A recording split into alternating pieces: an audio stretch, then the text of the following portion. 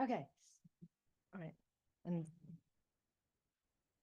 all right, great to be here. What an amazing morning. So thank you, Christine, for that lovely introduction. So I've never been there where somebody's introduced the moderator to introduce everybody else, but there we go. So before I introduce this afternoon's speakers, I just wanted to highlight a couple of events I think might be of interest to everybody here. So you heard Bruce Barrett, David Victorson, and Peter Wayne speak this morning. And this afternoon, you're going to hear from Michael Ferguson and Christine Vatovic. Vatovic, sorry, Vatovic. They're all going to be part of this event that we've been planning furiously coming up in the next 3 weeks. So the Osher Collaborative for Integrative Health has been working on creating a virtual symposium. We did one last year on healthy aging, and this year's topic is healthy people, healthy planet. And obviously, we would love for all of you to come. It's going to build on some of the topics that we're discussing here. So I think what we're doing here together is continuing to inform, and I'm sure all of you are connected with other groups, networks, organizations. So everything we do builds, the next project. And we're very excited about this as a one-day symposium, and we really want to get the message out in relationship to the continuum that we're speaking about: healthy individual lifestyle, healthy relationships and connections, healthy community, healthy lifespan, and healthy futures. That's the arc that we're trying to paint with this symposium, and we really want to help support some of the things we've been speaking about. How do we help facilitate a value shift, a paradigm shift? How do people's worldviews change? And you can't force that, but you can encourage that by just helping people along that continuum. So that's one thing that we're doing, and please come and join us for that. And another thing that's actually happening right now as we speak in Sweden is the Inner Development Goals Summit. And this has emerged, I think, in response to people's realization that it's not that easy to meet the Sustainable Development Goals of the United Nations. So there's how many? 17 goals at the SDG level. And there's a big gap in actually meeting those, like the huge gaps in terms of meeting, eradicating poverty and hunger, all of these goals for 2030. And people are saying, well, we need to have the inner capacities to meet those outer goals. And so the inner development goals, it's emerged out of I think a partnership of a few different organizations.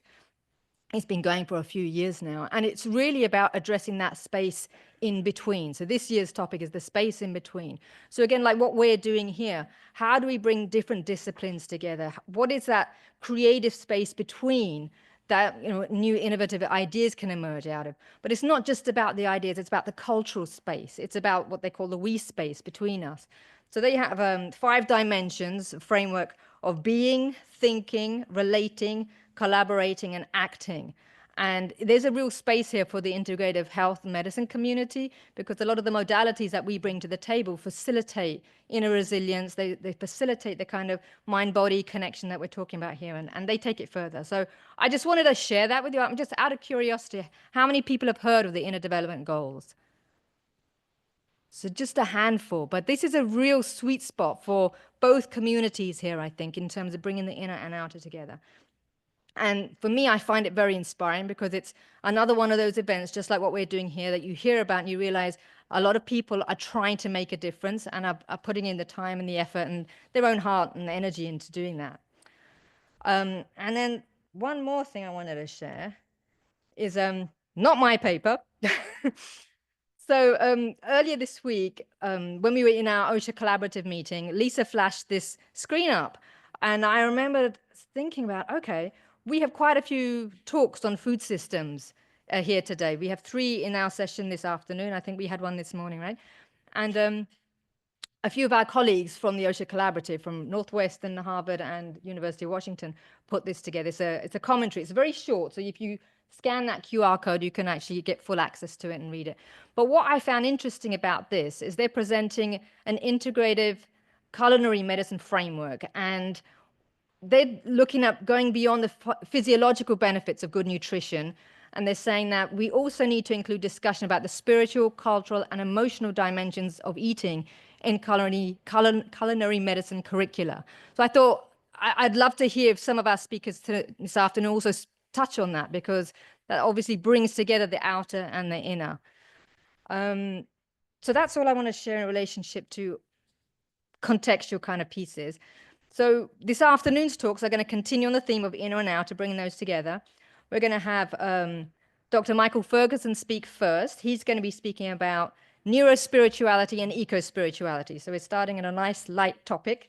And then we'll go to the work of Carlos Andres, I'm going to get it wrong, Gallegos-Riofrio. Yes, right. And he's going to be speaking about some of the work happening at the Agroecology and Planetary Health Research Program here at UVM. And then we'll go to Juliana Neira, also from UVM. She's going to be speaking about superfoods. And then we'll be staying on the theme of food systems with Dr. Emily Belarmino. I'm not sure if I've got that correct. Is that okay? And she's going to be exploring how to support the adoption of plant-based diets. And Dr. Amy Trubek from UVM will be speaking about the climate kitchen. So we're going to have a nice nexus around food systems there. And then to close us out, we're going to have Dr. Beth Zigmund, who will be exploring the power of policy. So with that, I would just give a little introduction to Dr. Michael Ferguson. He is an instructor in neurology at Harvard Medical School, a lecturer on neurospirituality at Harvard Divinity School, and a course co-instructor on the cognitive neuroscience of meditation at Harvard College. He earned his PhD in bioengineering at the University of Utah, where he studied religious experience using functional magnetic resonance imaging. Dr. Ferguson completed postdoctoral fellowships in cognitive neuroscience at Cornell University and in cognitive neurology at Beth Israel Deaconess Medical Center in Boston. And after that, he joined the neurology faculty at Brigham and Women's Hospital. So Dr. Ferguson is going to be exploring the links between neurospirituality and eco-spirituality and share the outcomes of a recent Earth Compassion retreat that he held earlier this year with first-year Harvard College students in the Harvard Forest. So Dr. Ferguson, please.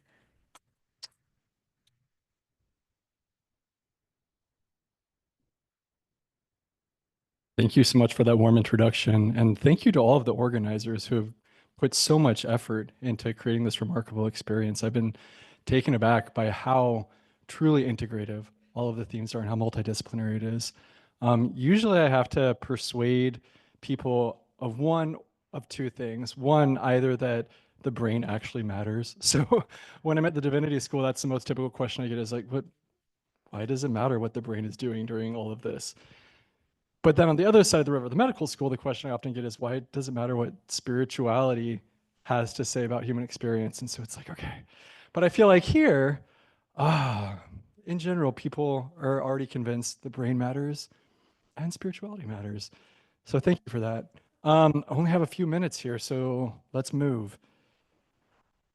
We're going to be talking about nature, neurospirituality and nature connectedness. And so I want to just do a quick interactive calibration of the room. If everybody could tap your feet or just kind of like stomp a little bit. Okay, so we're calibrating our signal. Okay. Now, thank you. Now, if you have some kind of a spiritual practice yourself, go ahead and stomp your feet again. We'll just compare. Okay, so it's good. Okay, the signals are pretty close to each other there. And then for good measure, if you feel like you have a healthy connection to nature, or an aspirational connection. Okay, there we go. All right, well, somehow that was even louder than the baseline signal. So what is neurospirituality? In short, it is the application of human neuroscience methods to study aspects of spirituality, which can be defined in numerous ways. I typically punt and go with the Oxford Handbook of Positive Psychology definition, which is a search for the sacred. Tons, we could spend like a whole seminar just defining spirituality. I do have references to some of my work on the neuroscience of spirituality in case anyone wants to take a deeper dive. But why study this? Well, many people report that their core sense of meaning and identity are associated with spirituality. And there have even been scientific cases that are widely cited, widely discussed, that spirituality ought to be considered a sixth personality dimension, along with the 5-factor model of openness, conscientiousness, extroversion, agreeableness, neuroticism. Maybe to like cut right to the chase here, some of my own work has identified a brain circuit that is grounded in the midbrain as having central involvement with key aspects of human spirituality. And this is really surprising because I think, oh, spirituality, abstract, neocortex.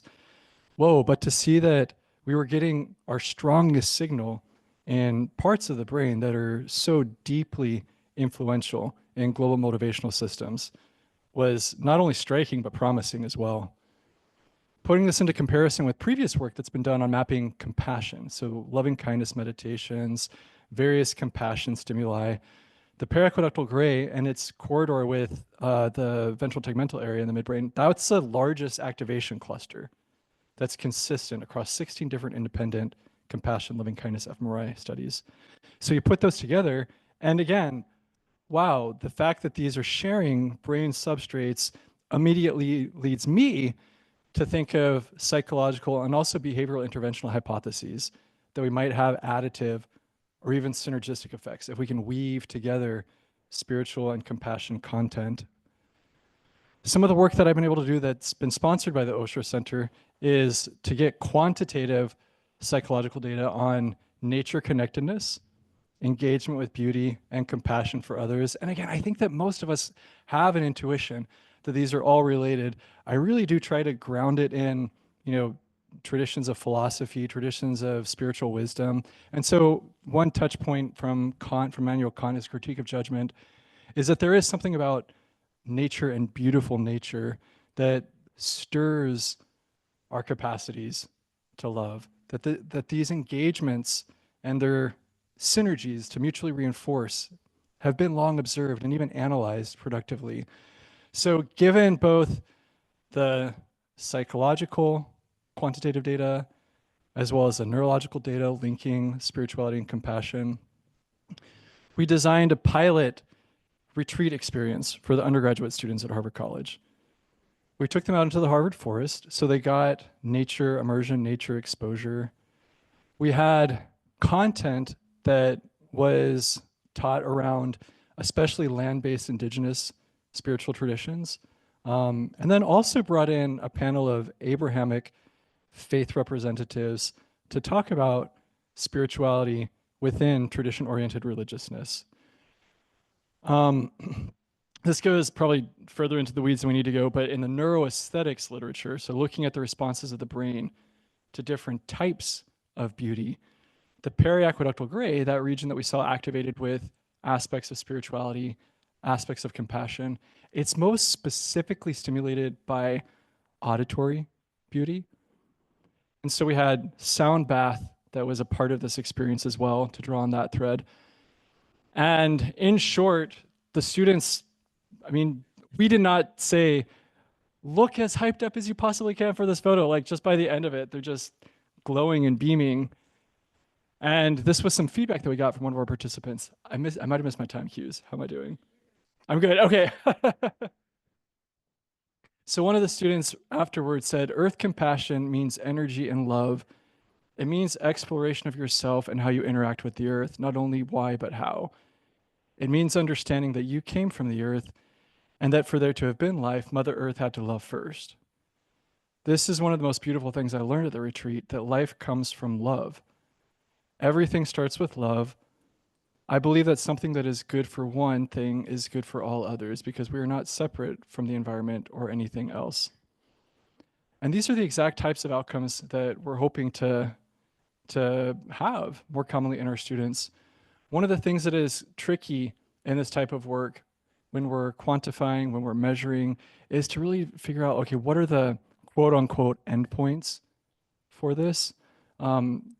Are we satisfied that, like, yay, students felt blissed out at the end of a 3-day experience? That's good, that's good.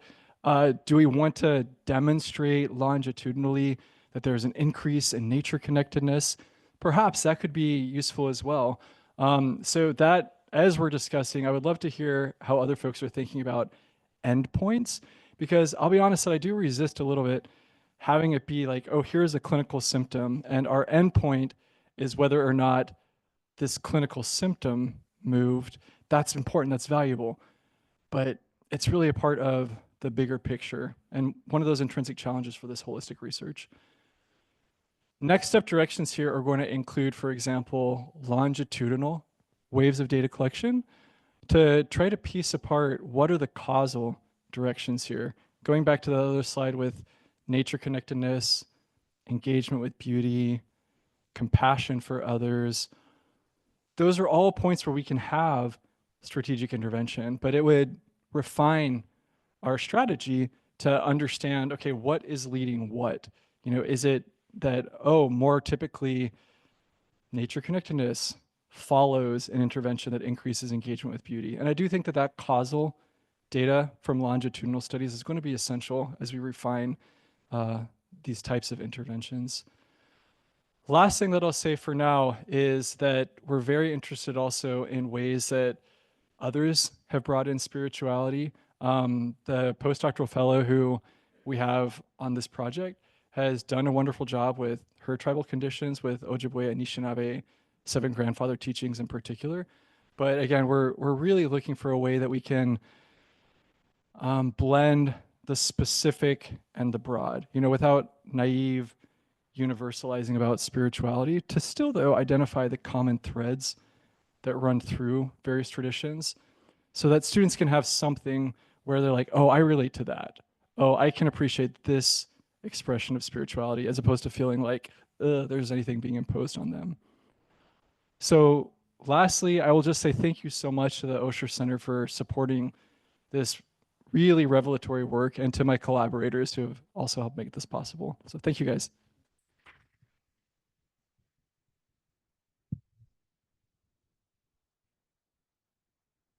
Thank you so much, Michael. And Peter and I had the honor and pleasure of actually joining Michael on that Harvard College retreat in Harvard Forest. So it was wonderful. So next we are going to try again.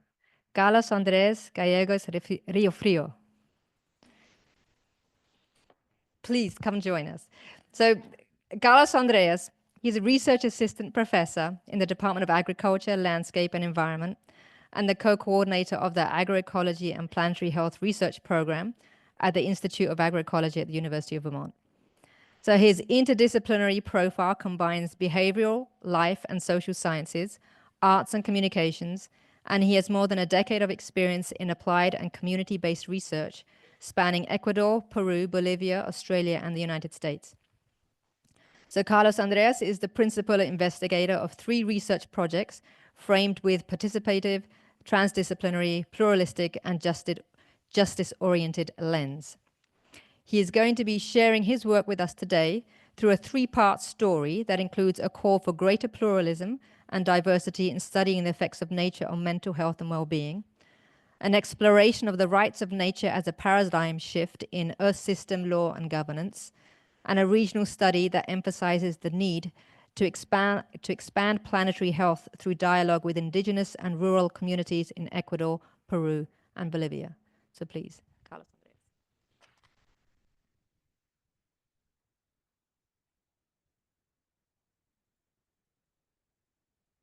I'm going to be swift. Am I going the wrong direction? Oh, great.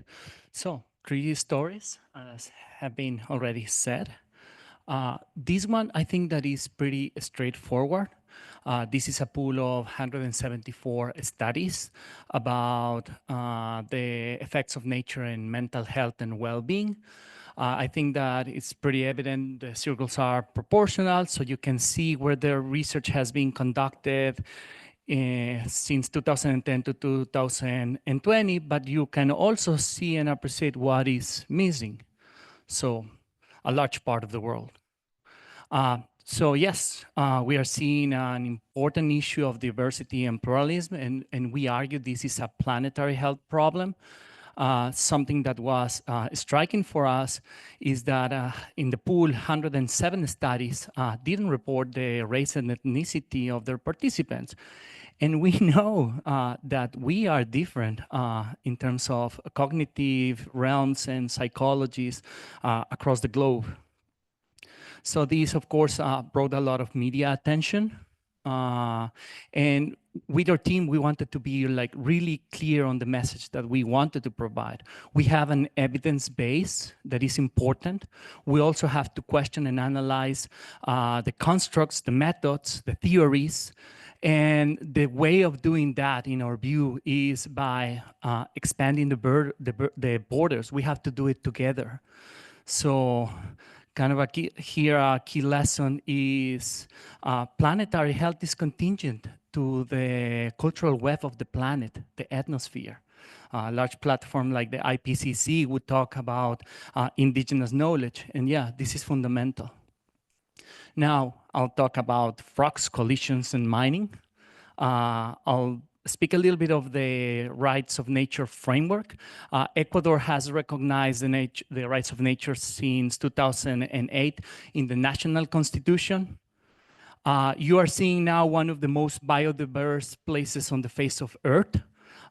In the map, you're seeing in this diagonal section in green, the Intac Valley, currently in huge threat for mining activities. And here, I believe, are the superstars of this story. Wow. Okay. Okay. Not sure what's going on.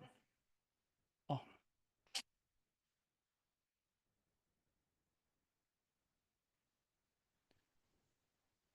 It's weird. Yes. So thank you. This little folk in here recently discovered rocket frog, appropriately named Resistance. The name chosen by the people symbolizes 30 years resistance to mining activity in the Intac Valley. So this is a plantive, thanks to the framework of the rights of nature, along with the Junin community, a settlement with 40 households. And they filed a lawsuit and they won. And as a result of that, at the constitutional level, one of the largest mining companies in the world, copper activity, had to stop activity in the Intac Valley. This is a big win for humanity. You can see how intricate and complex is this landscape, also how beautiful it is. The Intac Valley, you see there, this is a case of planetary health, equity, and justice. Takeaway lesson. These type of frameworks help us to balance the power dynamics between a frog, a small community, and large corporative interest aided by the government. And this is the final story. This is a regional study I'm not seeing there in Ecuador, Peru, and Bolivia. The idea was to talk and consult with indigenous groups, Quechua groups, about their view about complex constructs like mental health, nature, depression, anxiety, stress. We tried to be very careful in how we did this work because we know that it's really hard to convey these views in Western science. We are still grappling in how a graphical representation would look like and seeing the large frameworks like One Health and Planetary Health. I'm seeing a lot of boxes, and in the Andean view, we have a lot of process and interconnection. So this will take a time until we fully digest what's going on.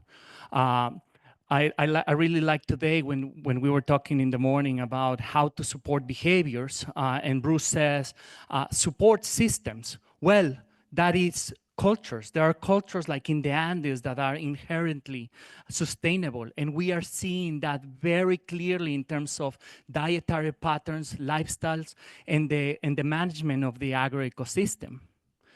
So here, this is an invitation.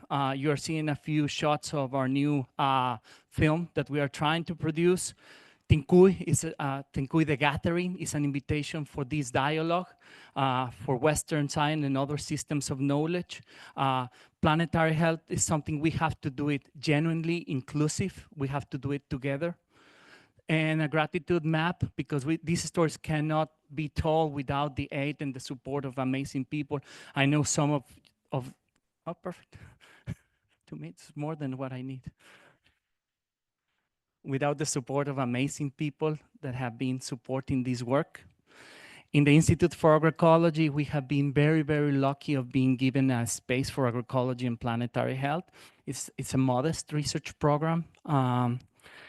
There are other things happening in the Institute of Agroecology. So Ernesto Mendez and Karen Nostrom, they are doing contemplative practices for transformative agroecology. So thinking in the inner development goals.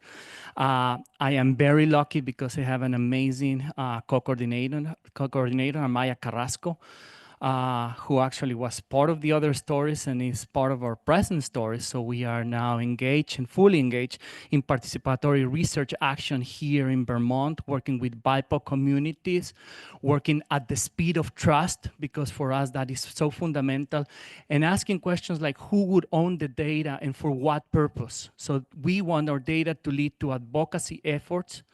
And on the other side, thanks to very long engaged work in the Andes, we can conduct a natural experiment, a proof of concept, very like long data, because even working with a small sample, we want to go very into deep with plenty of variables, including microbiome, plant soil microbiome, and many other variables. So let's see what is the end result of comparing traditional agroecosystems and other forms of food production, and what would happen with indigenous people when they migrate to cities. So yet to see.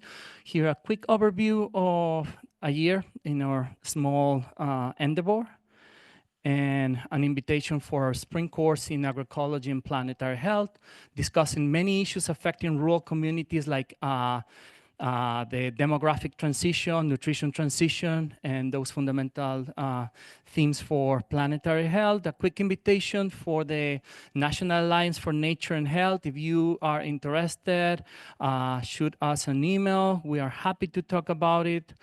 And this is a quick view on the BIPOC Nature and Health Task Force. Thank you very much.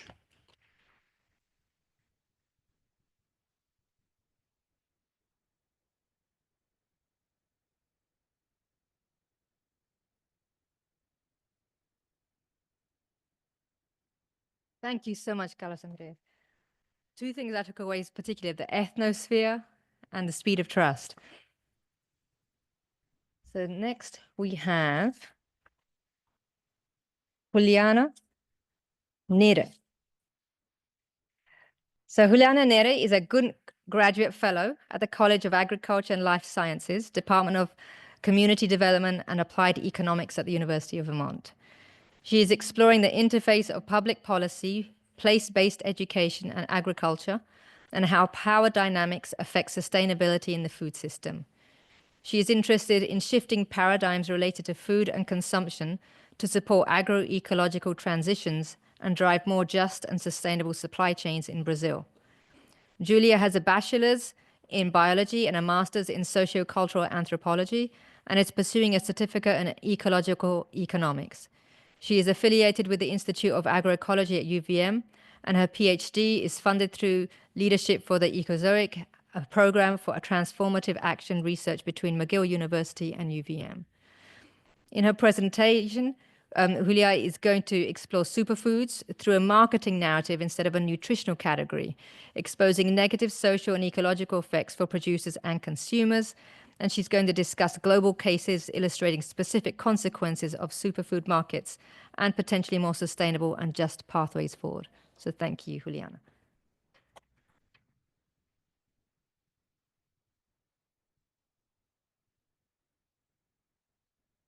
Which one?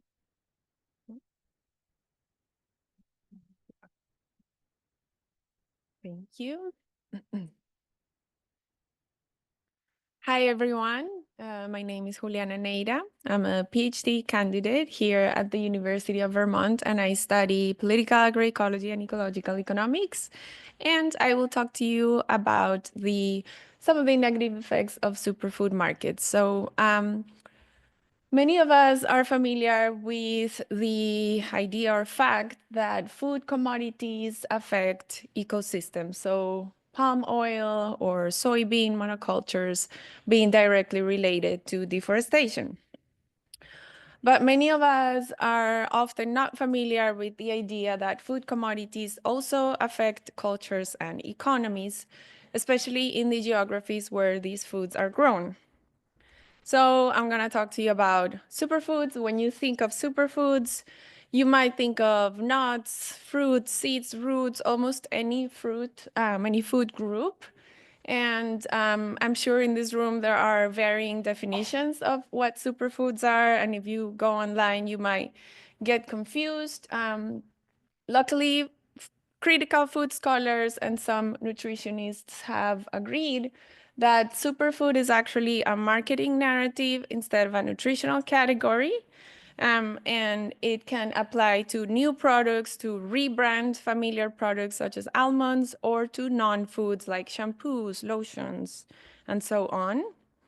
Superfoods are very vague in form, so they come in all these different forms, but also in powders, shots, shakes, and so on.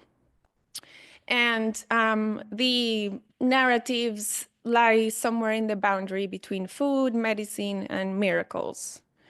And they speak to consumers' preoccupations around disease, aging, weight, health, skin, vitality, energy, and so on. And lately, superfoods also have sustainability claims. Superfoods also come loaded with imagery of exotic, pristine, tribal, and otherness categories. However, superfood marketing is largely unverified and exaggerated. I'm not saying these foods here are not healthy. Of course, people in this room know they are. But quinoa, for example, might have some nutritional properties that blueberries don't have, and vice versa. And on their own, they won't do any miracles, as the marketing says. Superfood marketing is very effective at increasing demand, and this is what I'm going to talk about mostly. And superfoods they follow fashion cycles. One year they're in, the next year they're not, and this has very significant consequences for agriculture. So thinking of market mechanisms here, I am going to generalize what happens how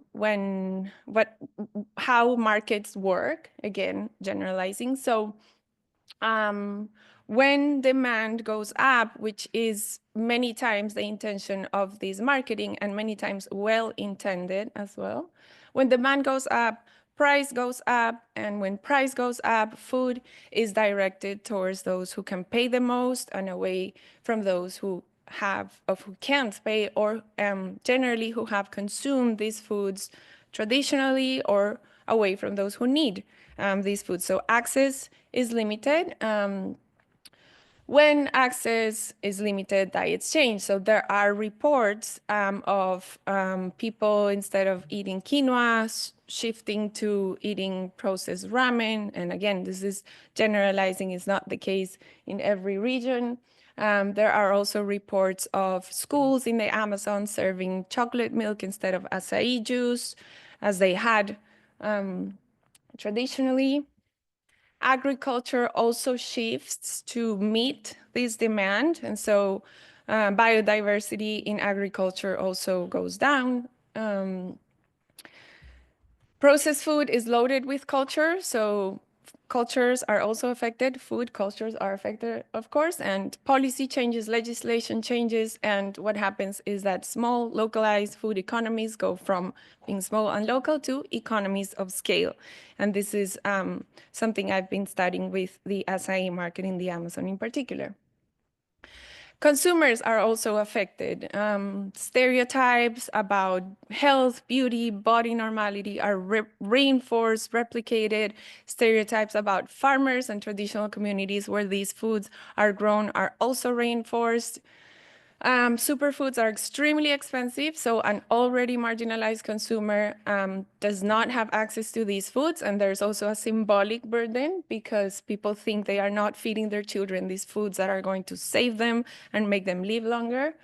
Some authors say superfood marketing is gendered, But overall, this marketing depoliticizes issues of hunger, poverty, body and health anxiety, among many others.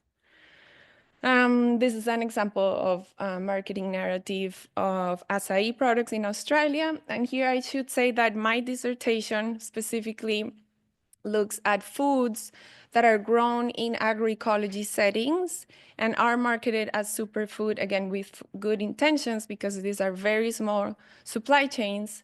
And looking at how agroecology as a paradigm may or may not contribute to the resistance against corporate pressure and corporate co-optation of these markets, and looking at market trends.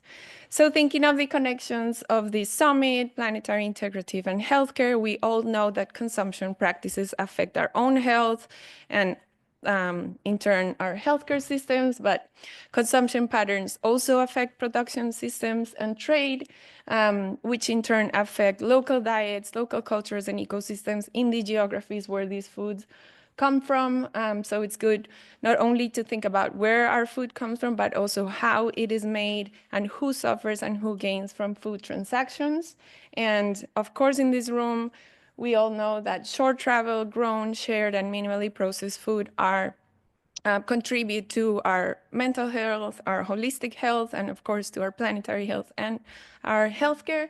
And some things to work on: legal accountability, education, political economy, education of food, celebrating nutrition from all fruits and veggies, resisting definitions of normal bodies, especially those that feed corporate advertisement, avoiding wasting food, growing, sharing, gifting, and repeat, and supporting sustainable agricultures and bottom-up certifications and other schemes, CSAs, co-ops, short supply chains, food sovereignty, many food movements, locally and globally. That's it. Thank you.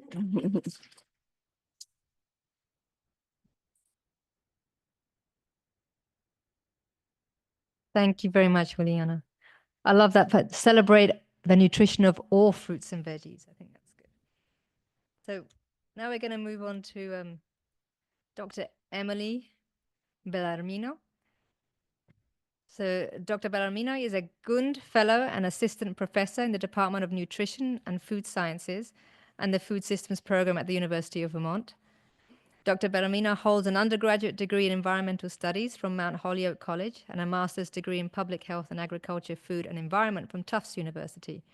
She has a PhD in public health and policy from the London School of Hygiene and Tropical Medicine, where her dissertation explored opportunities to leverage vegan food, fruit and vegetable value chains for nutrition. Dr. Belarmino completed postdoctoral training in community nutrition at Cornell University, working on projects related to rural health and local food systems in the United States. She works both domestically and internationally, and her current research focuses on two areas, namely food and nutrition security among at-risk populations and sustainable diets. So today, Dr. Belarmino is going to share her work on exploring the links between diets, the environment, and human health by using positive deviance to support plant-based diets. So thank you, Dr. Belarmino.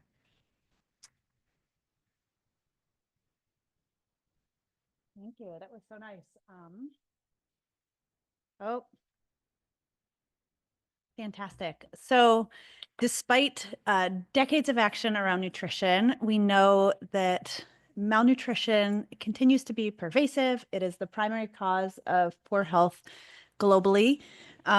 We also know that the food systems, the dominant food systems that are supporting our diets, are among the largest sources of environmental burdens. So major users of natural resources, but also major contributors to pollution. That all sounds really dire and negative, but there's the flip side to this, which is that more nutritious diets derived from more sustainable food systems could have important benefits for human health and the planet. So really linking with this planetary health theme. We know that nutrient-rich diets are major contributors to cardiometabolic health, to positive cardiovascular outcomes. We also know that food systems and agriculture have lots and lots of environmental potential. They can, our plants can sequester carbon. Agricultural landscapes can filter water. Like there's lots of benefits that we can gain from this as well.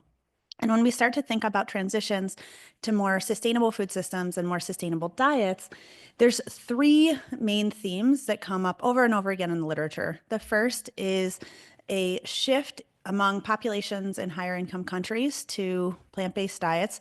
The second is reducing food losses and waste. And the third is thinking really carefully about how we can improve our agricultural production systems. I'm going to think just about the first one today. So this is an area where I do a lot of research and I get really excited to talk about. So when we're talking about plant-based diets, we're not talking about vegan or vegetarian diets.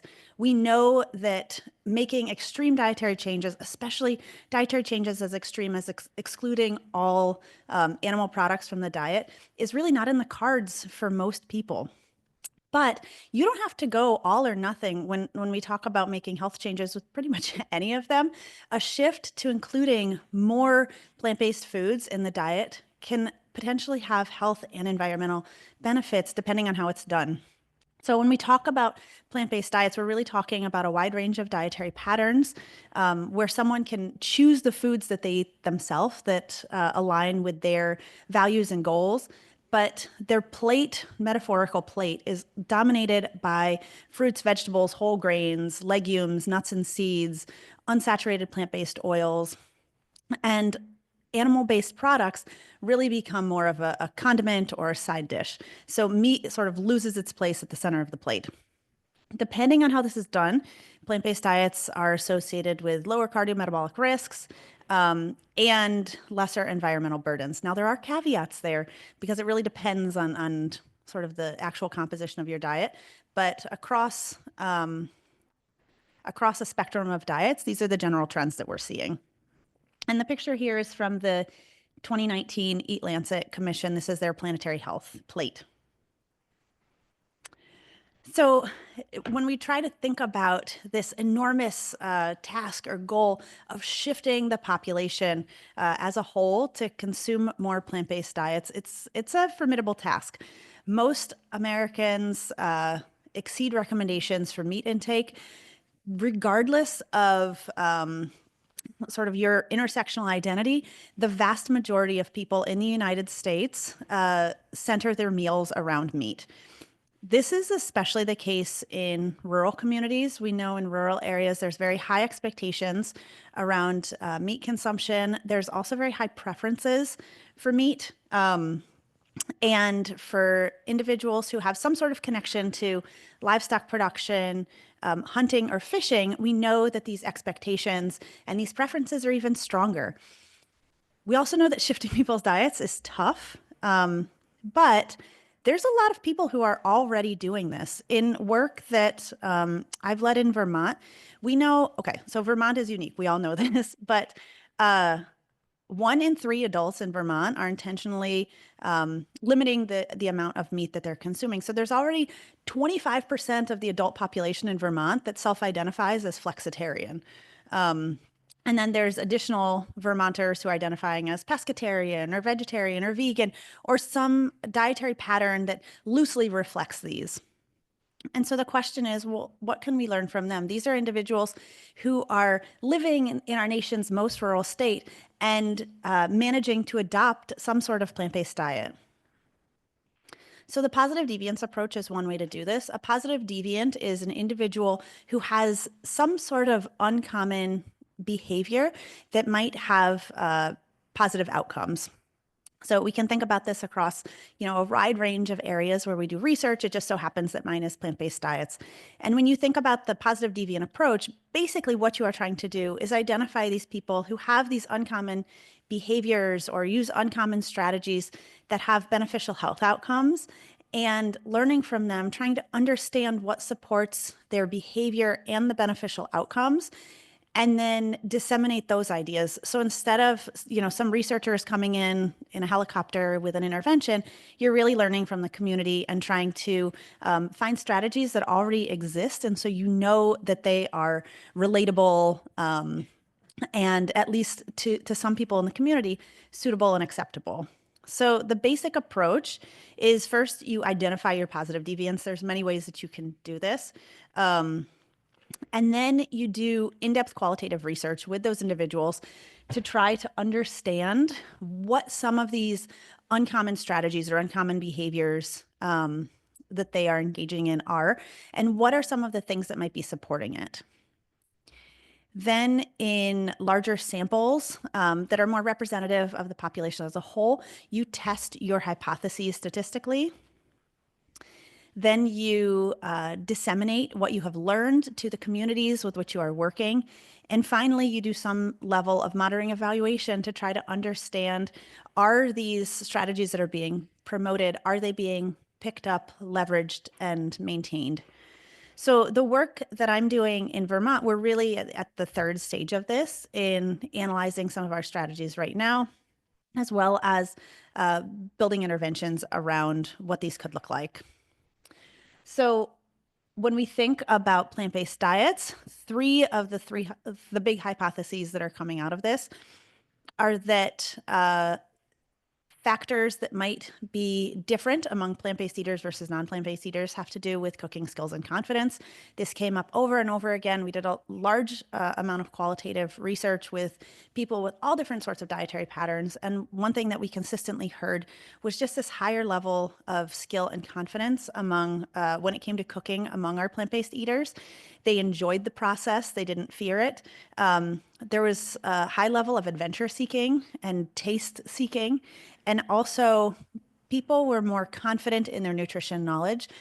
So we often heard about sort of the cultural obsession with protein, and our plant-based eaters saying like, it's not that big of a deal. I'm not too concerned about it, but also having a generally high level of knowledge as it relates to micronutrients as well. So the takeaways from this, the big one is, I think this holds a lot of promise, not just when it comes to dietary change, but when we think about other sort of societal shifts that we are hoping to make as it relates to climate change or environmental burdens or health burdens. When we think about it in terms of plant-based eating, it takes advantage of natural variation in diets. It also develops an evidence base using mixed methods. And finally, I think the big thing is that you are leveraging local assets, local resources, local behaviors for dietary transition. And those local ideas are relevant, sustainable, and affordable for the population that you're working with.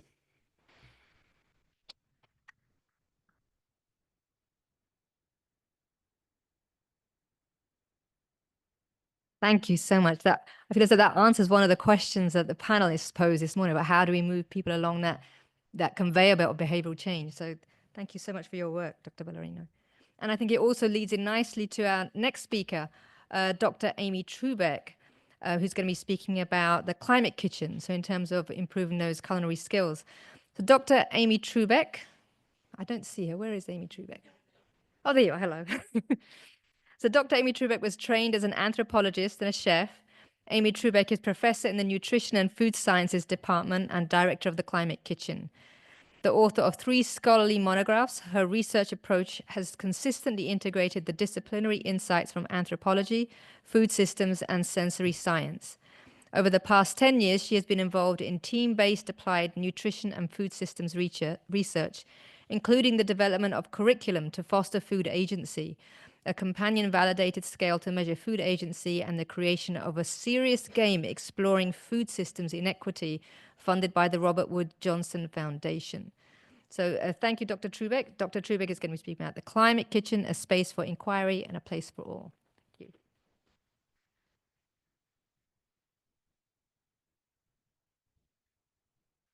Hello, thank you all. I'm really pleased to be here.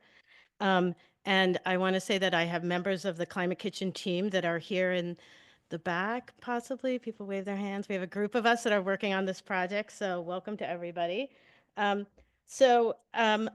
perfectly timed after the last few speakers because I think that after hearing what people have had to say so far, You might agree with me that we need climate kitchens in order to achieve integrated individual and planetary health. And Molly Kawahata's call last night for hopeful action aligns perfectly with our team's vision for the climate kitchen. And as a colleague of mine said, I think very eloquently, in terms of thinking about calls to action, facts alone won't fix things. Curiosity, creativity, cooperation, comprehensive thinking, and commitment can.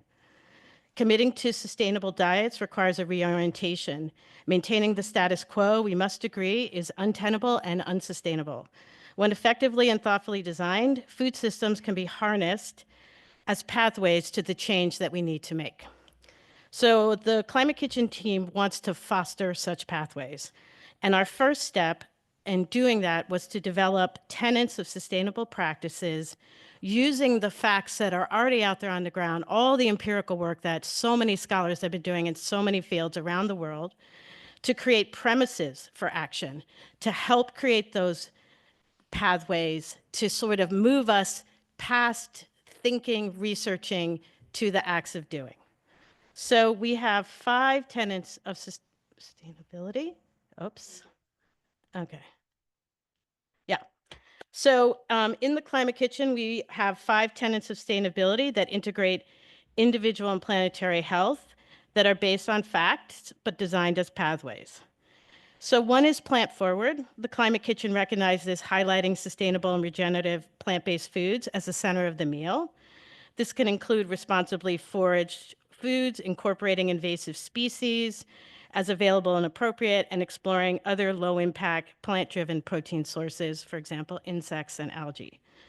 Another tenet is integrating tastes and habits. The Climate Kitchen acknowledges that tastes and sensory preferences are rooted in individual and cultural experiences. Thus, all design, from a certain lesson plan to a research project on climate-resilient mung beans, starts with acknowledgement of those lived preferences. We taste food. We experience food through our senses. Our third tenet is low waste. The Climate Kitchen aims to reduce or eliminate waste at every step out of food procurement and transformation process by designing waste out of the entire system. So this could be from sourcing ingredients and materials with minimal packaging to utilizing preservation techniques such as dehydration, freezing, fermenting, etc. Fourth tenet is whole food utilization. We aim to transform entire ingredients, including the parts that are not typically consumed or even sold in grocery stores and markets, to increase the amount of food available for human consumption and to decrease the ratio of resources needed per calorie. And then our fifth tenet is regional local sourcing. So we think sourcing regionally and locally not only reduces the resource and carbon footprint of our food, but it also helps to support a resilient regional and local food system. So why do we need a climate kitchen here at UVM? Okay. Because we can't make change without working through solutions at every stage of the system. And the Climate Kitchen integrates the food systems issues and the individual and planetary health problems that we have. And in many ways, if you think about individual and planetary health, the food system is at the center of any positive possible future where we have lowered emissions, halted biodiversity loss, decreased waste, and increased food access to nutritious food.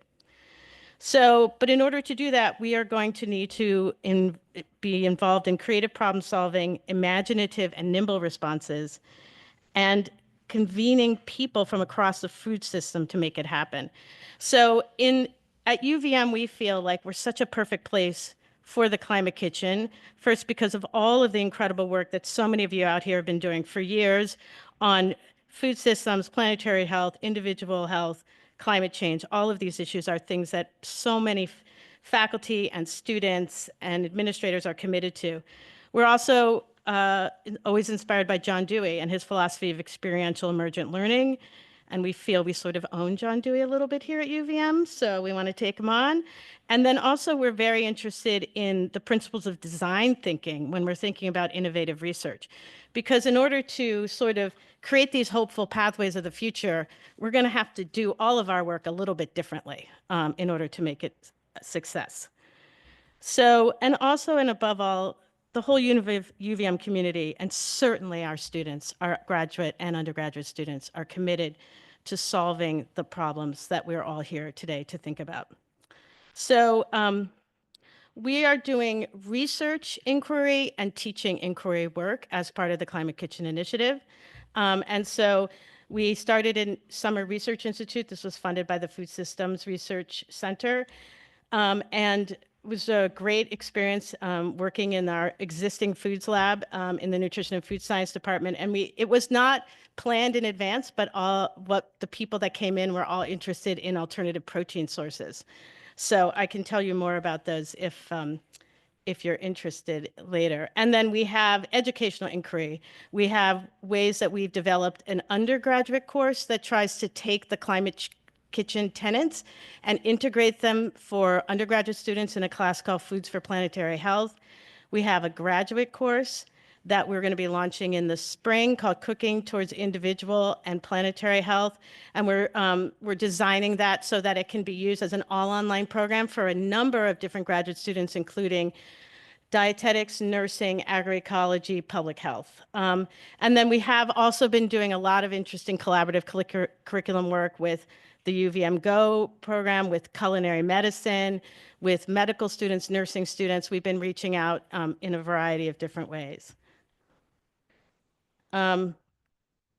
So what do we need to do next? Well, I think, and what do we want to have happen? We certainly want to create more and more evangelists. We want to bring everyone together to become agents of effective change. We also want to create and implement teaching and research labs and kitchen spaces that reinforce the practices that we think that we're preaching about that need to happen in order to align ourselves towards individual and planetary health in the future.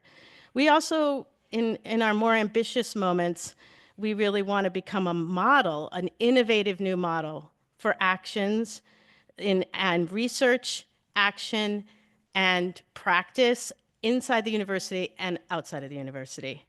So the Climate Kitchen is for everyone, and we welcome you to come and join us anytime. Thank you.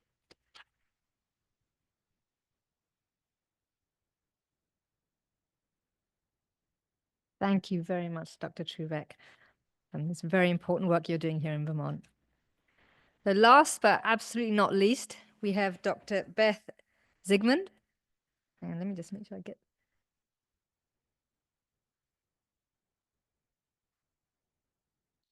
Was this these were your slides? There you go. You didn't get to that. Okay, there we go. So Dr. Zigmund is a cardiothoracic radiologist and an associate professor of radiology at the University of Vermont Medical Center, Lana College of Medicine. She is a division chief of cardiothoracic radiology and director of lung cancer screening at the UVM Medical Center. Dr. Zigmund has a strong interest in population health and health equity, both through her lung cancer screening work at UVM Medical Center and as co-chair of the Vermont Lung Cancer Screening Task Force, as well as through other local partnerships. She is passionate about advocacy and policy as tools for addressing climate change and volunteers with local groups to enact policies related to natural resource preservation and green building, including Citizens Climate Lobby and Vermont Climate and Health Alliance. She was co-author of the recently adopted American College of Radiology Resolution on Climate Change and Sustainability and is co-chair of Radiologists for a Sustainable Future. In addition, she serves on several national and state-level professional task forces and committees addressing climate change and sustainability. So today, I'm sure we're going to hear Dr. Zigmund's passion for the power of policy through her presentation, Striking at the Roots of Nature Disruption, Advocacy and Policy for Planetary Health. Thank you so much. Thanks for the introduction. To advance the slides, I use That one. Oh, okay. Okay, great. And which button is it here? It's just the left or the right one, right? Yeah, looks like it. Okay, 7 minutes, 3 really simple messages. That was a wonderful introduction. Thank you for that. I don't have a lot to say. 3 simple messages. First, planetary health is intrinsically policy-oriented. I can't think of a better example than the recently passed legislation in Vermont banning neonic pesticides. advocacy through community organizing, movement building, and bottom-up policy change is critical for planetary and human health. And by working in networks and coalitions, we can supercharge our advocacy. So this last talk of the day is really a call to action for all of the experts in the room. So I was asked to tell a little bit of my personal story. I'll tell you two of the things that I've done in my own experience with advocacy, and one is at the medical center. So the University of Vermont Medical Center was long recognized for environmental excellence due to the passionate work of a small number of volunteers. Then this group of, I should call out Molly Lawrence, who's in the audience, Diane Imrie, who you heard from, and Mo Citro is one of our other colleagues. This group of individuals enacted a campaign to go to the CEO of the network to convince him to set up a formal funded Office of Sustainability, which has now been in existence for over a year, led by Diane Imrie, who you heard from earlier today. My other experience was simultaneous with this work, and I became introduced to an organization called Healthcare Without Harm, which is the global leader in healthcare sustainability. Through Healthcare Without Harm, through that network, I got connected with the intrepid leader of a very small, newly formed group of radiologists from around the country called Radiologists for a Sustainable Future, which at the time didn't even have a logo. And a subset of people from that small group decided that as our first major project, we would attempt the nearly impossible and try to convince our professional organization, the American College of Radiology, to pass a resolution on climate change and sustainability and try to put that into the conversation.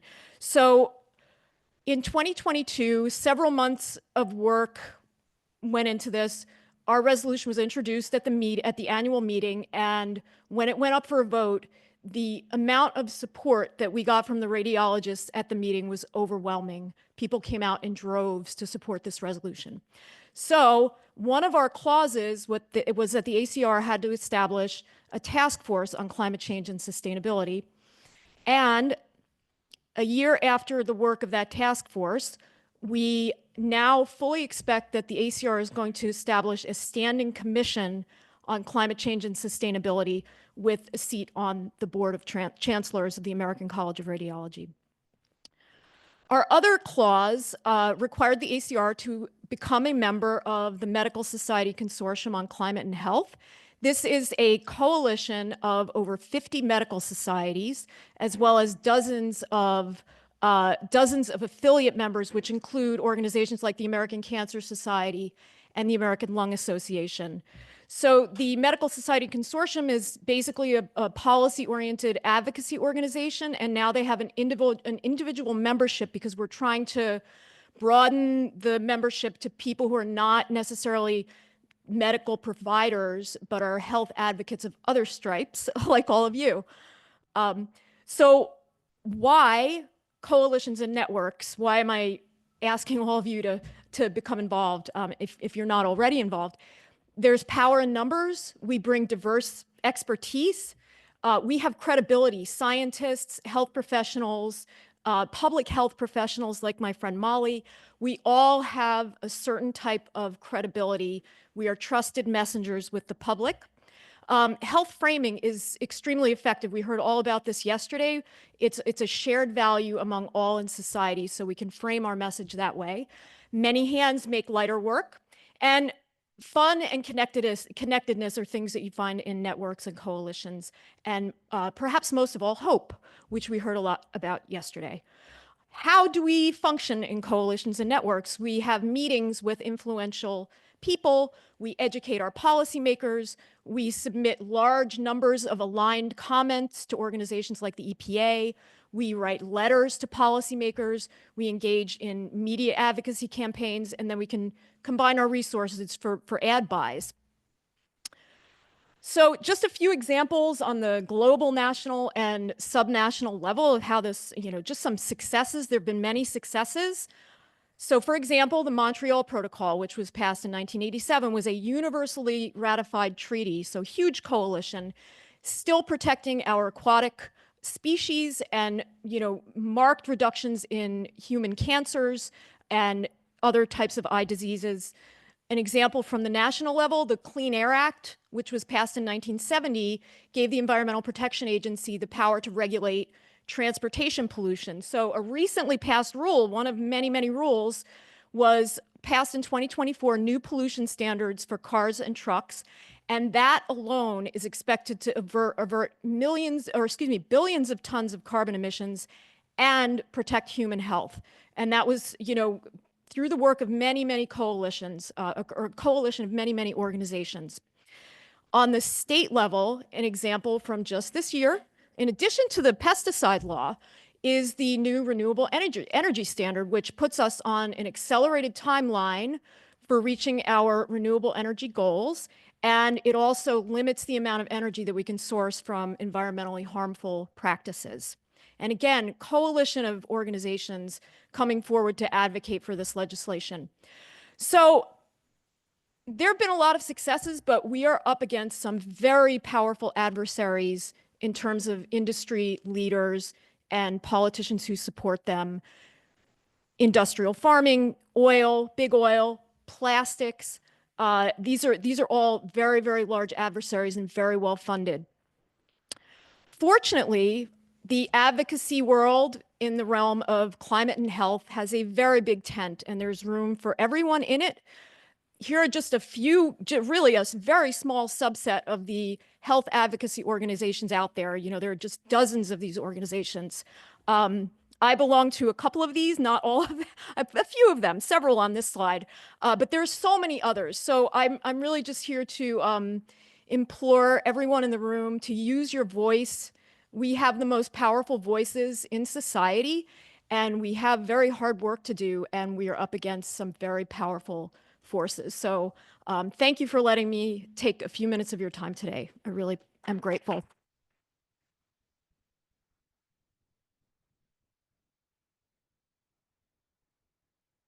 Thank you so much, Beth. Wow. Okay. So I think we are now inviting everybody up to the panel table. So Beth, Michael,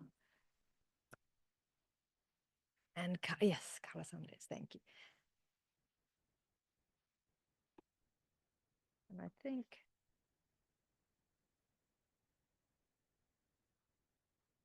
again, how long do we have?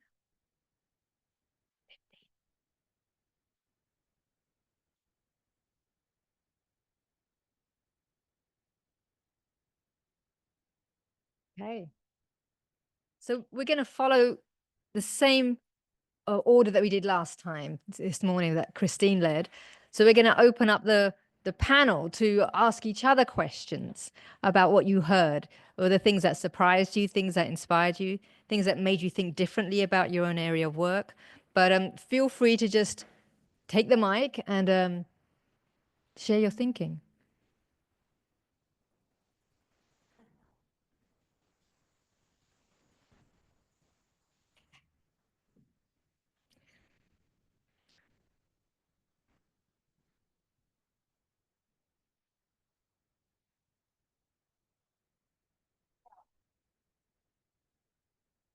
Now it's on. Okay, great.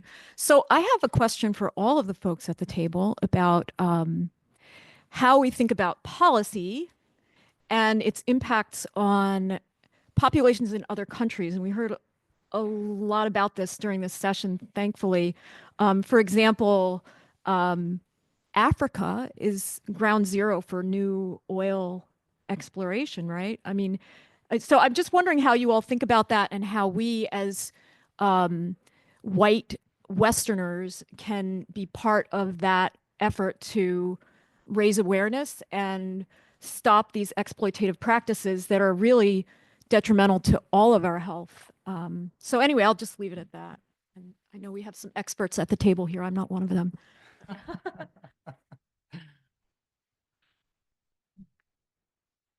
Then I'll take the microphone.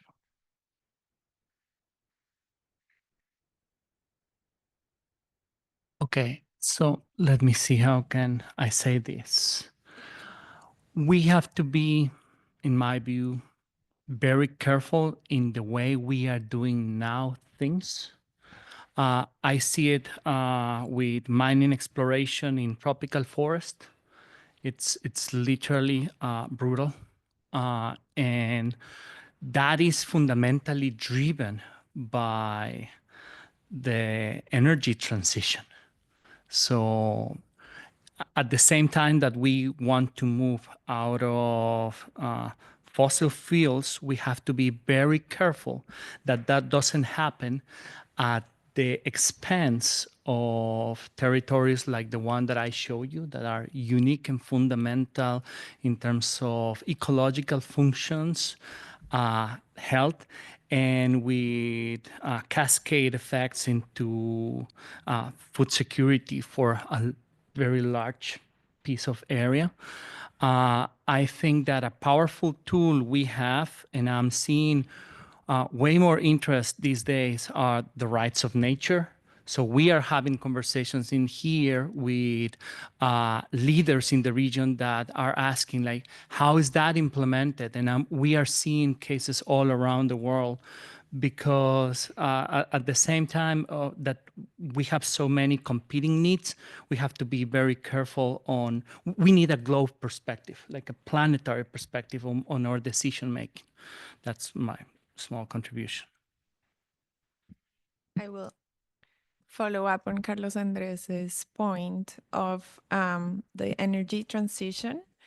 I think that sometimes from like a global north perspective, we see our future in terms of transportation as like our ideal future is everyone owning an electric car. And that's very valid, because I keep hearing today that pollution is such a big issue for health and for health care systems. But we also have to be careful, because the electrification of North America and Europe is driving the extraction of lithium in many other countries, and they might not be polluting their earth, but they are polluting their soils.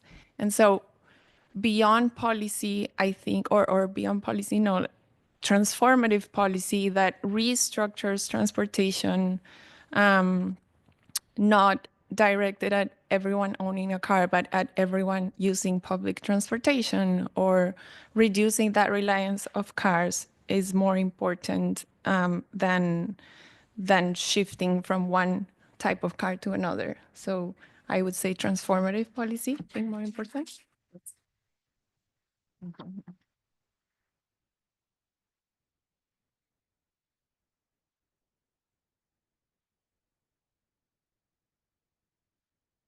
Comment on that. Thank you so much for that, Juliana, because that is really a mind shift. That's a worldview shift. We're not just trying to replace something. It's similar to what Molly was saying yesterday. We don't want to negate, we want to reframe, right? So I think that's an example of reframing. Maybe taking it from global to local, and very, very local on college campuses with students. I'd be really curious to hear, especially from Climate Kitchen and from others who are working in food, about ideas for integrating some of these principles into campus experiences. And I think especially one of the challenges is where dining halls are so prevalent that students oftentimes don't have their own kitchen autonomy, but how to still teach some of those principles so that there is this transmission of understanding and perspective.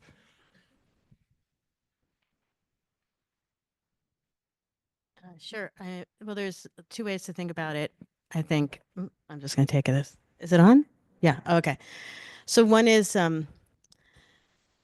sometimes there can be a real divide between people who do research and teaching from the people who deliver the food at higher education institutions. Whereas the people that do deliver the food are extremely passionate about their work, and they want to collaborate and integrate. And the more you can get students to meet the people that work, like in the dining halls, or who are organizing the menu design, and understand that it can be a collaboration between the providers of the food and the consumers of the food at a university.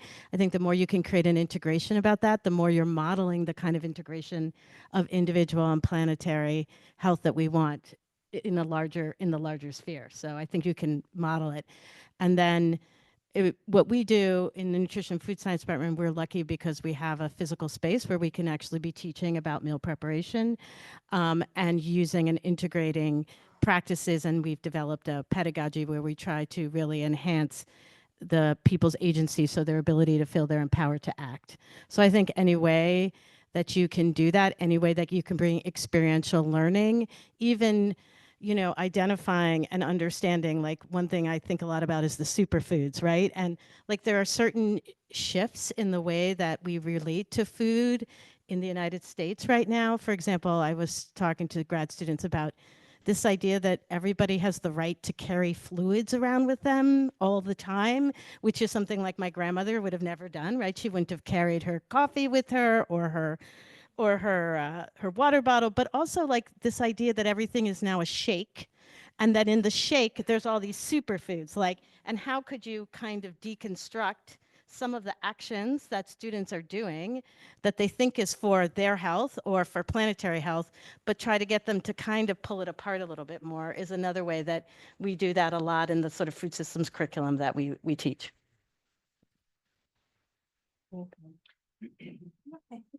I think the only thing that I would add to that is that I find the particularly undergraduate students are often looking for they're often looking for answers and for faculty to give recommendations on like the right way to do things. And I think approaching those interactions with a lot of humility is really important, because what we think now might be great solutions, thinking about vehicles and shifts, et cetera. In 10 years, 15 years, 20 years, they might actually be terrible ideas. And so helping students develop their own critical thinking skills around food and their own values and their own preferences, and act based on the evidence they have and the values that they have, I think is really, really, really important in this space, because I can see just the huge shifts that have happened in the nutrition and food space in the last 15 and 20 years. And what was really considered, everyone believed it. Everyone thought all of these things were right. We're now learning that maybe some of the ideas and solutions and pathways are not actually the best way to do things, and they're sort of steeped in colonialism. And so giving students the tools to make their own decisions and giving them the freedom to change their mind as they learn more, I think is really important.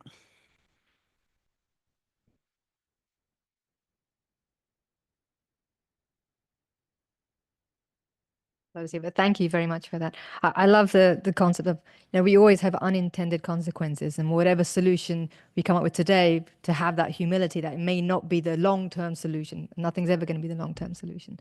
So I think that's a nice segue for the audience to ask our panel questions, if anybody has anything.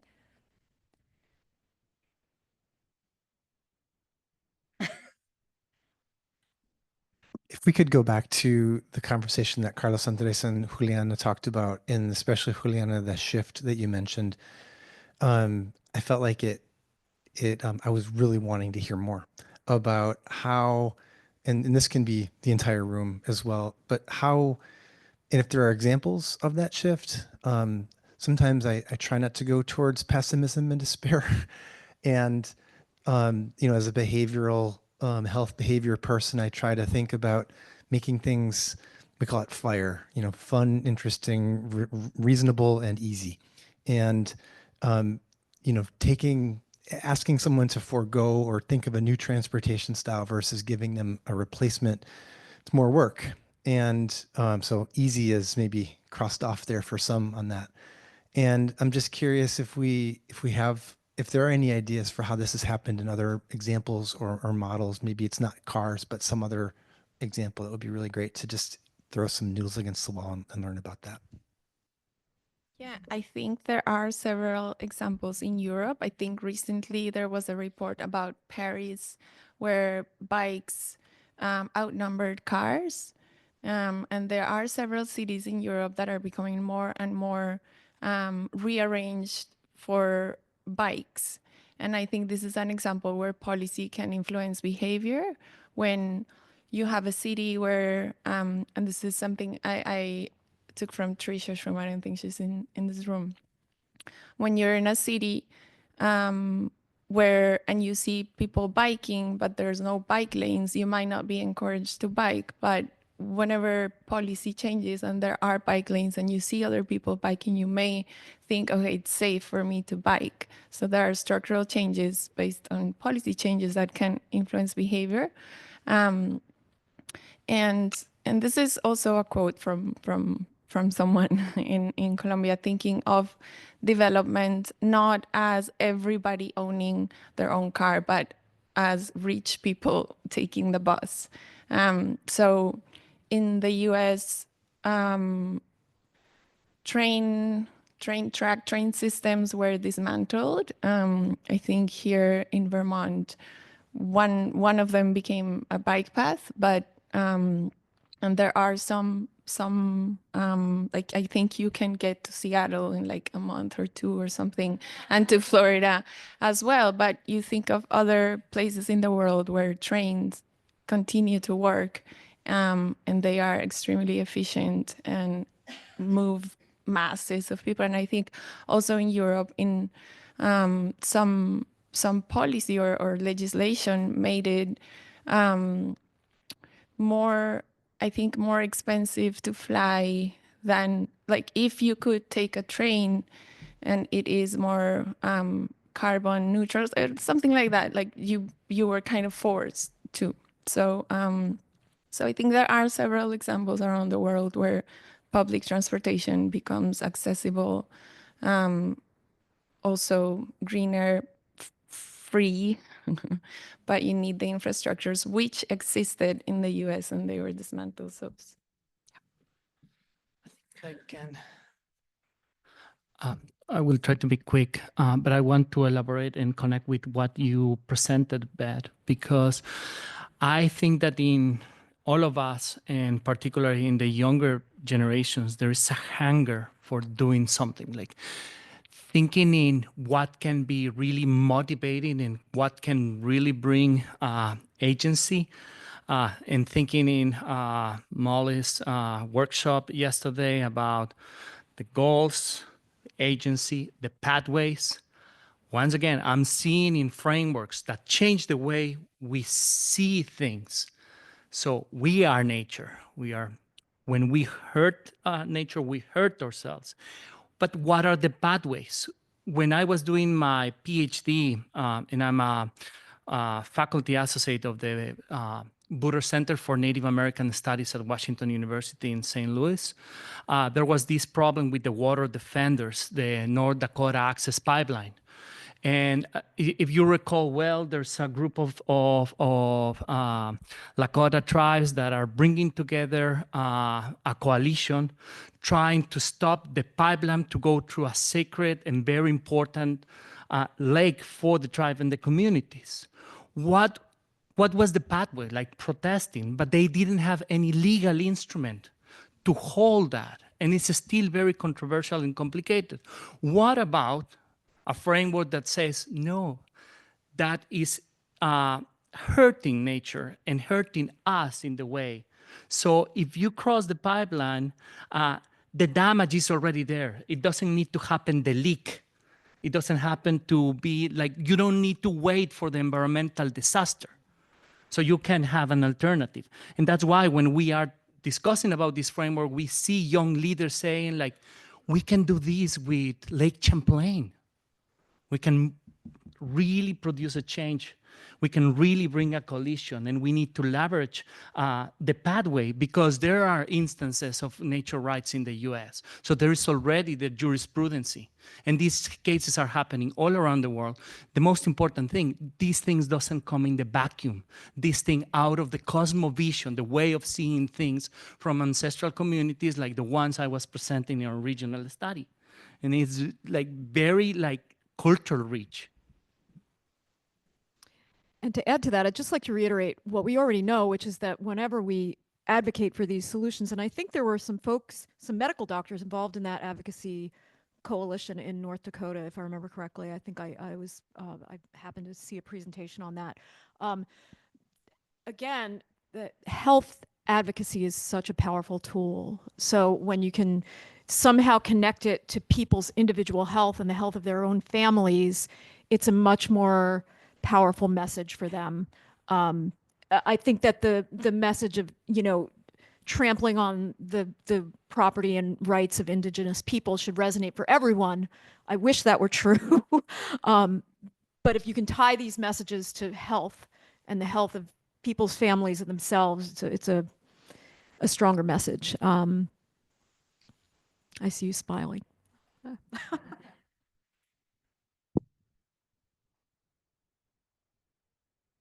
Hi, is it on? Hello, can you hear me? Nice mic, by the way.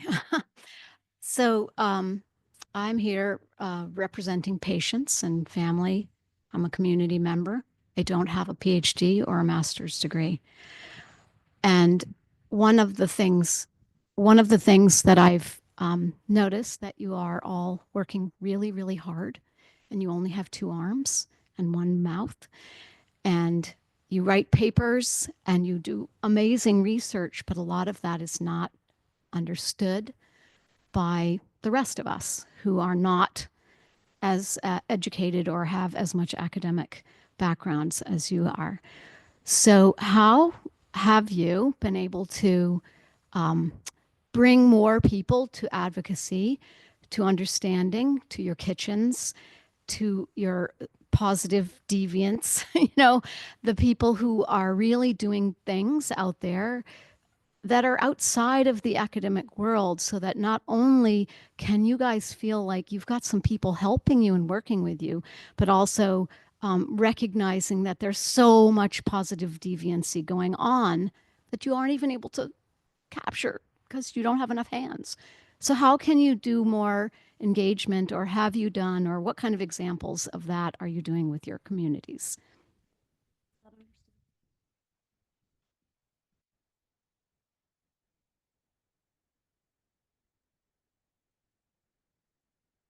I can take a swing at it. So more recently, I've been fortunate to have opportunities to have community-based talks. I think that that's a piece of it. I appreciate the question because it is constantly something that I wrestle with. It takes, on the one hand, so much professional energy and time just to get a research program established and to get publications turned out.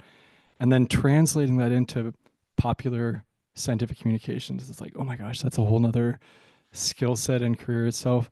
But for example, like within this next year, one of the things my lab manager and I are talking about is maybe when we have our lab journal club meetings, to make those publicly available on Zoom so that if people are interested, they can join in and start building coalition around there. There are various platforms like Patreon, there's different social media, DIY applications. And so we're with the Neurospirituality Lab trying to figure out, do we have a Neurospirituality Club that's associated with that? The last thing I'll say on this is that I take quite seriously mentoring high school students. And so part of that also is, okay, if I can take the research that I'm doing, translate it into a pedagogy that someone with a high school level education can relate to, then that also, I think, is going to move us closer to that broadening and dissemination of the stuff that is maybe more technical or dense. So not like a complete solution set, but those are some of the ways that I'm thinking about these questions. Thank you.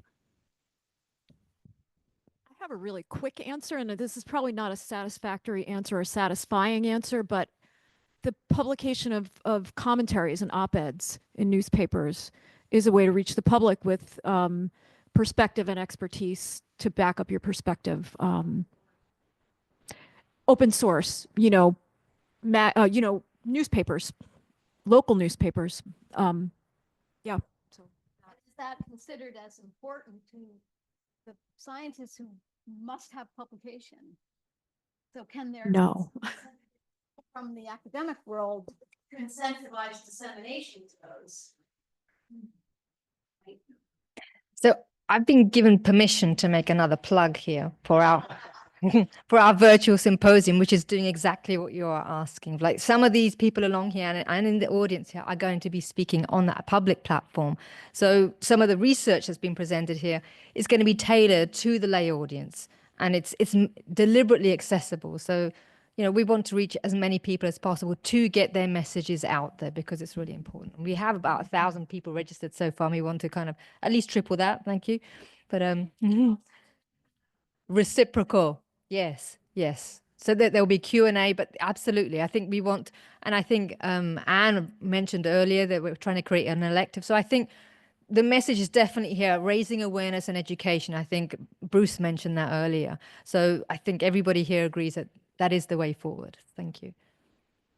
I would say that one thing I think a lot about, and definitely in those of us who are working on the Climate Kitchen think a lot about is, we have so much information. Like in a way, what we suffer from now is like too much information. And so what can a university like UVM do where we're reaching out and we're bringing what we know to try to impact or sort of help whatever it is, the goals we have for what we want the future of the world to be like. And I think it's learning by doing. I mean, let's do stuff. Let's show people how to do things. I think sometimes we can get caught up as academics that, we're going to do a policy brief, or we're going to do a pamphlet, or we're going to have a website. I mean, those are all great things, but at the end of the day, the types of action that we're asking for are primarily behavior-based actions. And so we have to provide the skills so that the behaviors are possible. So for example, how to actually do a commentary, right? Like how to influence policy. Like literally a tip sheet, right? Or, for us, how to hold the knife and how to actually saute an onion. Those are the kinds of things that we can bring, in context of the conceptual frameworks that we've come up with and the knowledge that we have through empirical research. So that's sort of my fantasy, like getting out on a bus. There was back in the day when we had good train service, the extension, UVM extension would go on trains, and they actually had, for example, a kitchen in a train car, and then they would go to like Greensboro and all these places, and then they would teach through these lessons by going out into the communities. And I would love to see the whole university use extension and the history of all of that to really get back out into communities and through any way of learning by doing, everything that people are suggesting here. It seems that the microphone is circulating. I think that we should also work with new conditions, and one way to do that is to transmedia everything we produce in our work in terms of scientific outputs. We also turn it into way more accessible material, including documentary and film. And that takes a lot of effort, and you are right into that, but it's fundamental. And we consult every piece with community members. So that is, I think, that a lot at the heart of participatory action research. I said in my presentation, who owns the data, in what way, like how it's communicated.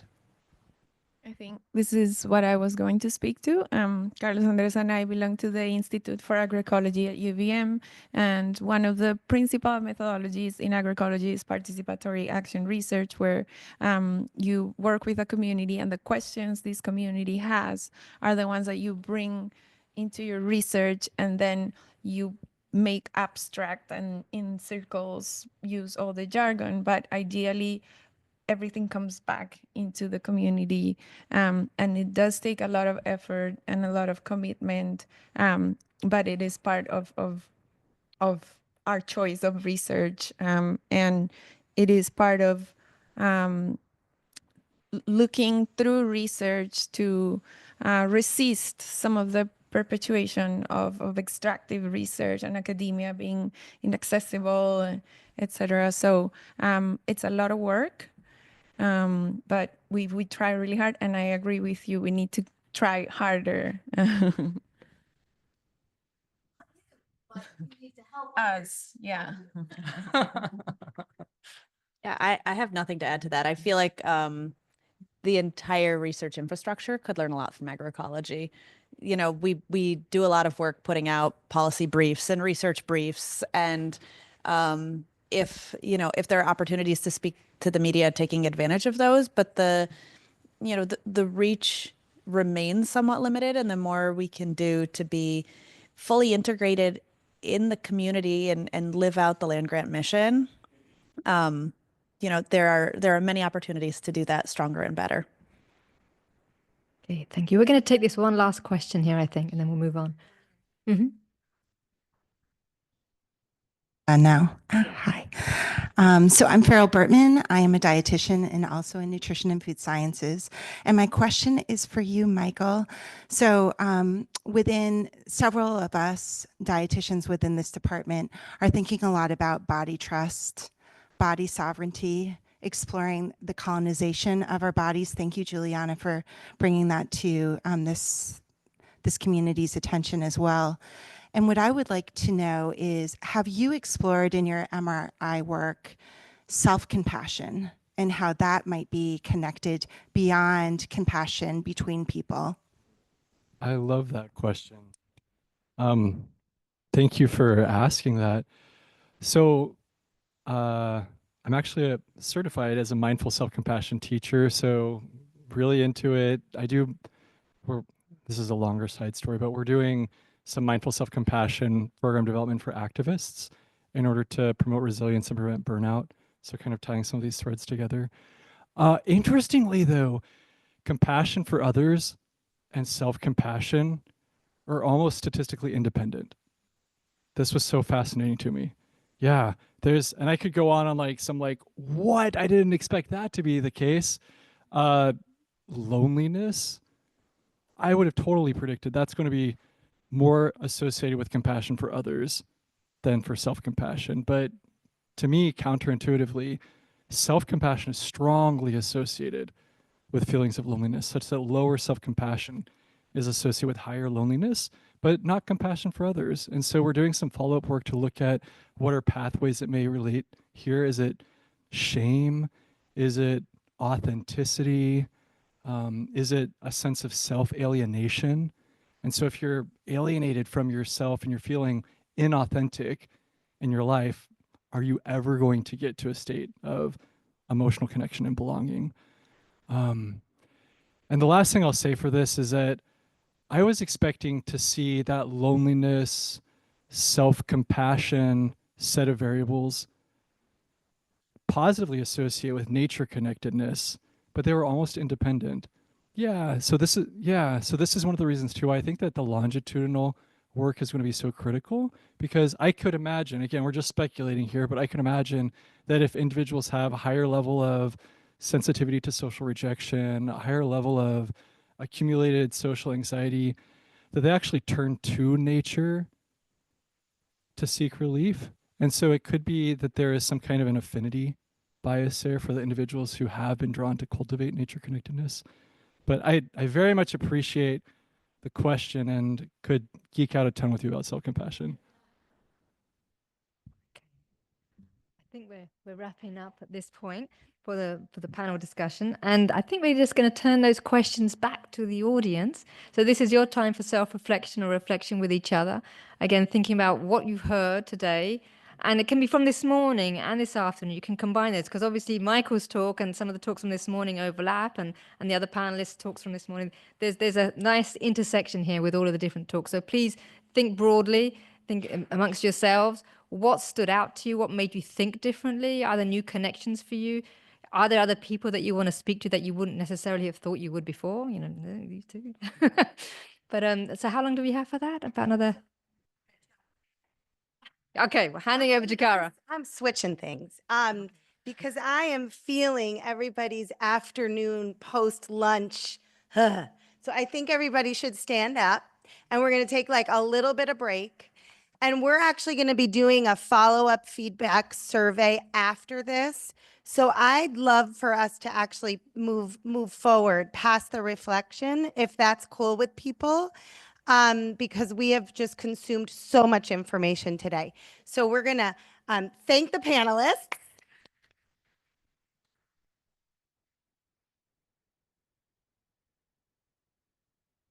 And really, really what we are so excited about is Patty's vision. And so I want to go right to the closing remarks with Patty. So thank you so much, panelists. And let's just take like a quick 5-minute, but don't leave, stay around, just move your bodies, and Patty's going to come up and close us out. And then you can go outside earlier.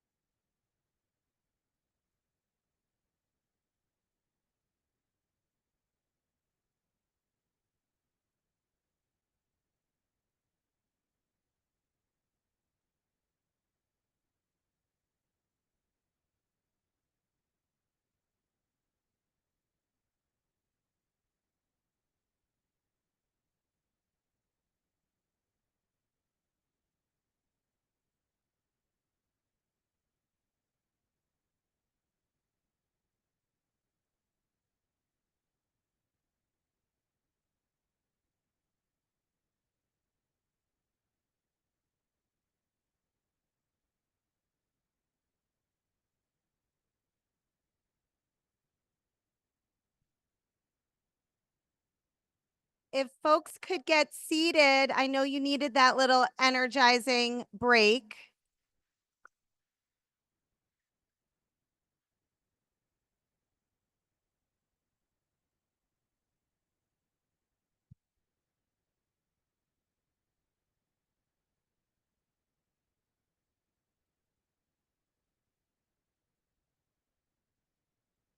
Hey folks, we are in our final stretch. We're so grateful that you're sticking with us because I am so excited to hear what Patty has to share.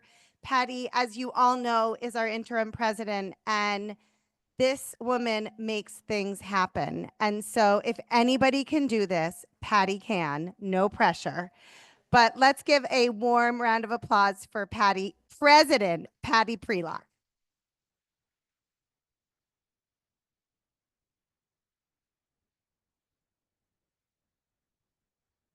Well, first of all, thank you so much for hanging out with us for the last day and a half. My brain is hurting because I've just learned exponentially more information, and that's why I like hanging out with smarter people than me. So thank you to our panelists, to my friends, to my colleagues. Really exploring this inextricable link between human health and the natural systems of the environment is so important to me. So, Molly Kawahara generously and thoughtfully provided for us optimism and hope to really act in a way that allows us to experience this reciprocal relationship between people and planet. And as I was listening to all the talks today and the panels, they really provided for me some excitement and hope for the future. And they offered from local to global perspectives and opportunities to really combine science with experience. And really, it reminded me of the agency that Molly talked about to make change and pathways for explaining and understanding how we interact with the earth and what the earth does for us and what we do for the earth. And so I do like Molly's framing, and that is the framing that we have for the Planetary Health Initiative here at the University of Vermont, that we're being positive going forward, because that's how we will get people excited about doing something different in their own decisions, their own behavior, and reinforcing that effort. So let me just... In my remarks this afternoon, I'd like to leave you with three primary messages. The first is a vision for healthy people and a healthy planet. This is something that is part of our amplifying our impact and our strategic focus for the University of Vermont. The second is a vision for the role I believe the University of Vermont can play in helping us move closer to that ideal. And then thirdly, a call to action for all of us and for our larger communities. So let's reflect on the first point, a vision for a healthy planet and healthy people.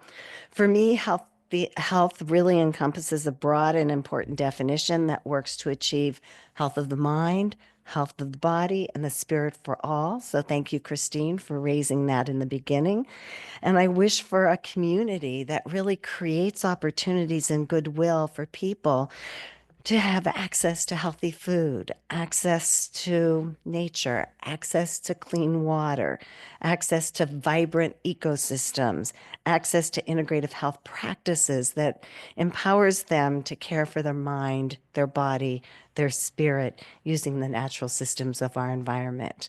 I know that's a big vision, but I think we can do it. And hearing all the expertise in this room, and I know there's many more across the country and the world, I'm hopeful. It's so important that each of us sees ourselves as a member of a community much larger than ourselves, ensuring that all people in our communities are healthy. And I remember Molly saying this and several of our panelists, that you just have to think about, I want my children to be healthy. I want my grandchildren to be healthy. That's a selling point, and that's what we just have to remember. So this means we need to recognize the riches of this spectacular planet that we share with other species. And right now we're overshooting our planetary boundaries, critical for maintaining the stability that we need in our Earth system as a whole. But do not lose hope. The Planetary Health Alliance has shared a roadmap to address the decline of the health of our planet, an important step in recognizing the impact on our own health and well-being. The roadmap also provides a shift in how we live on Earth, making structural changes across dimensions of human activity and rethinking our values and relationship with nature and to one another. And I loved several of the panelists today who talked about, gosh, we are one with nature. And just like the waters, and we are made up of water and the water flows to you, that really that was kind of mind-blowing for me to be reminded of that, even though I learned it in Biology 101. Sometimes you have to be reminded of these really important nuggets. And notably, our climate changes, the biodiversity loss that we've experienced, and environmental deterioration have a link to our economic productivity and growth. So they're not mutually exclusive. It is a complex system. And I think it's important that we realize we're not always going to not have fossil fuel. We have to figure out a way to have reusable, renewable energy. We are struggling with what we're doing with lithium batteries. So I so appreciated when it was said that, maybe buying an electric car is not the only reason and the only way that you can really take care of yourself and take care of the community. Plus, it suggests that people can afford to do that, or that they live in a community that has access to that kind of framing and electricity. So we want to be really thoughtful about what we expect of people, really meet them where they are, and help them see that they can actually make a change that will support their health and well-being and the environment, and then they can get so much from the environment. So it really does require that we are responsible managers of our planetary resources, and that needs to be a priority. For example, we just heard our panel on food and how we produce and consume food, energy, water, how we manufacture goods would need to change. How we build, how we live and move in our cities would need to change. And how we consider and measure growth, progress, and development would need to change. Now, that seems like an overwhelming task. But I think if we take it apart, each of us can contribute. And if we have this whole community who's taking one step at a time in their communities, then our students are hearing this, their families are hearing this, and I think we can move forward. So ultimately, we need to recognize our own behaviors and actions and determine the impact we have. And our students have shared with me, Dr. Prelock, are we walking the talk? And I said, good question. What are we doing on this campus that we should be doing differently? If we really believe that we have the vision and want to be a global leader for planetary health, how do we have our campus plan organized? What are we doing in the sustainability piece? How are we using dining? How are we composting food? What are we thinking about? We actually do have a dining hall that does have a kitchen in it for students to practice and experience it. But the Climate Kitchen is a wonderful example of even bringing our community in. So I'm going to, in my new role, really think about every time somebody brings something to me, how is that supporting our health? And how is that supporting our planet? And if you can't answer those questions, don't bring it forward. And so that's going to be a really important piece for me. And thank heavens our students called me on it and said, okay, we could be doing this, this, and this. I said, okay, bring me a proposal. Let's see what we can do. So ultimately, we need to recognize these behaviors and determine the impact and the way we design, and dictate differences for travel and type of transportation and where there are safe and healthy natural spaces. My students are suggesting we need more pollinator gardens and benches so that we can study in these. I said, okay, just tell me what you need and we will make this happen. And so they can be part of the beauty of the campus, but also the sustainability and the health of the campus and the planet. The other thing is the ways we engage with our local communities to determine how lonely or connected we feel, whether our children play outside freely, whether our elders stay connected and have someone checking in on them during increasingly warm summers, or whether we have meaningful local news reporting what's happening, and whether there's access to housing. And currently, unlike other cities, or just like other cities, Burlington has the similar problem with an unhoused population that the university, sees themselves as this academic institution, but we only thrive if the city of Burlington thrives, and the city of Burlington thrives if we thrive. And that is true of our entire state, since we have probably the most people, other than the medical center, who have jobs here. So my goal was, I'm meeting with the mayor, I'm meeting with the Chittenden County legislators, I'm meeting with city council, the governor's office, and as you know, housing and climate change are huge on his plate, but we have to be able to give our expertise to them. So thank you for the question that you ask about how are we really going to implement our science? And for me, I'm an implementation science geek. And so I don't want to wait the 17 years that it takes to get research after a grant. I want to start doing it right away, knowing that it might not be exactly right, but we can really move it along and learn from that and scale it. And that's why I love our participatory action research.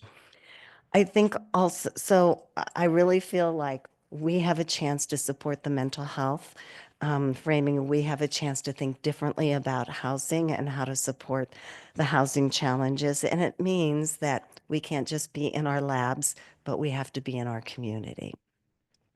I think crucially, the ways we define health and healthcare determines whether our health providers are educated to focus on treating symptoms or to build relationships with patients, to really understand the root causes of their illnesses and to increase their well-being and decrease their suffering. That's why I love so much what the Comprehensive Pain Clinic does. It just gives you a whole different perspective on how to live with your own pain and recognize that there are things I can do and engage in health practices that means I may not need a drug to make me feel better. That maybe the drug is nature. Maybe the drug is meditation. Maybe the drug is good eating. And knowing, again, we have to meet people where they are and not expect everything, but where are they and what might make them feel really good about themselves and increase their agency. And then I think, one of the things we are trying to do is health coaching across the nation. I would love to have a health coach in every pediatric and primary care practice. We are trying to do that in every one of our residential halls. We have a huge group of students who are being trained in this area, just giving them kind of the agency to be motivated to make change with themselves and with their peers. And then finally, the ways we see our relationship with nature really defines whether we continue to surpass our planetary boundaries, which a wonderful doctoral student has talked to me a lot about, or whether we forge a new path that brings human creativity and ingenuity that really helps us balance safely within the limits of our Earth's capacity.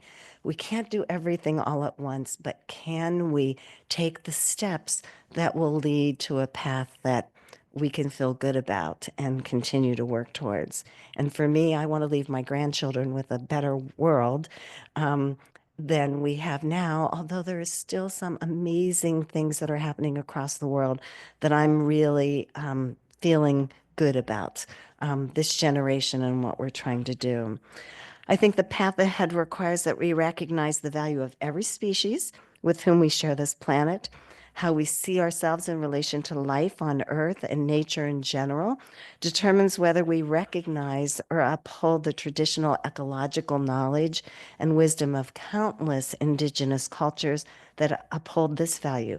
What you do to the earth, you do to ourselves. And so working with our indigenous colleagues here in Vermont has taught me a lot about practices, and that we're returning to some of the practices that they had their entire life, and we seem to have forgotten some of those pieces.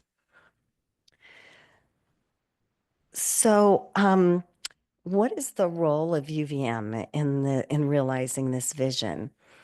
You know, our Associate Vice President for Research, Dr. Sarah Helms-Cahan, recently described our UVM Planetary Health Initiative as a catalyst that encourages people to think bigger than themselves, bigger than their disciplines, because it must address the challenges we are all facing. It's wonderful to have a partner in our research office who gets that. And UVM is really uniquely positioned to become a planetary health leader through our university-wide centers and institutes, including the Osher Center, the Gund Institute for the Environment, the Institute for Agroecology, and you've heard from several people from each of those, the Food Systems Research Center, the Complex Systems Center that is helping us look at data. We have our Center for Community News that is going to news deserts and sharing information with communities. And now we have a national center that is trying to do that on other college campuses and other news deserts. Our Office of Sustainability, our learning communities, which are our residential communities for our students, and our more than 2,300 acres of natural areas, which we are now making a core facility for our institution, and so much more. I'm so fortunate and privileged to lead a university that has amazing students, amazing faculty, and amazing staff who really want to cross-pollinate ideas. They want to leverage assets, and they want to share resources, and they really want to make a difference. And that's why students choose to come to UVM. This is a place I believe I can make a difference. So that is my charge, and I have lots of work to make sure that that happens. So together as researchers, educators, and clinicians, we have strong existing partnerships with local, state, regional, national, and international organizations and entities that span policy and practice, bringing to fruition the recommended actions that arise from collective insights. At today's Whole Health People and Planet Summit, we've heard from this whole array of amazing staff, students, researchers, clinicians, educators across the nation. They all offered wonderful pieces to the puzzle that will help me build a better path forward for our institution and really help me consider our own work and how it intersects with the summit themes, which was planetary health, integrative health, and healthcare. Together, we've shared perspectives on both the small parts that we play as individuals and the larger goals we are working towards. Those involved in the field of integrative health understand deeply. They have taught me so much. The Osher Collaborative has taught me so much. Being an Osher Center has been life-changing and transformational for me and for the university. And I think beyond this moment, you know, one of my other goals, and it was so great to have so many of our deans here and our dean of the College of Medicine, who's actually been transformed in his belief about planetary health. It took us a while to get there, and now he's like all in. And it's really great when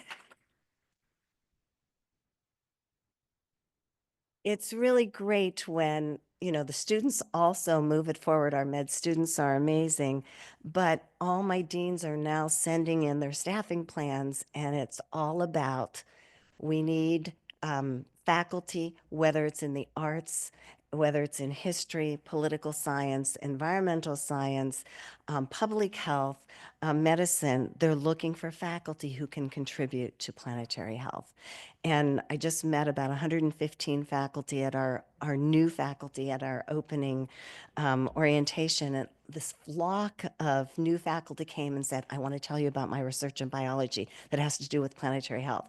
I want to tell you about my research in music that has to do with Planetary Health. And I'm thinking, oh my goodness, that our new faculty are getting this message and they're excited about it. So what is our call to action?